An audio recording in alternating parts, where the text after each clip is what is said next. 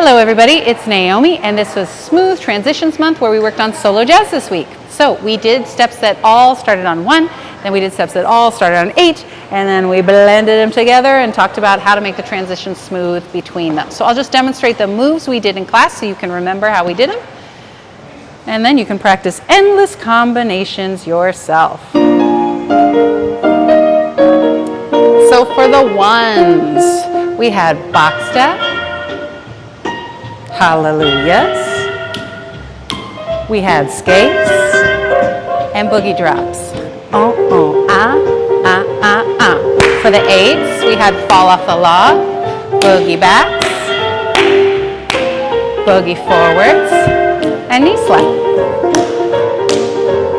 And just to show you the different stuff we did on boogie forwards, we did them with a touch, or we did them brushing our feet in front. Hey ho, hey ho, hey ho, hey ho, ah! And that was it. Bye!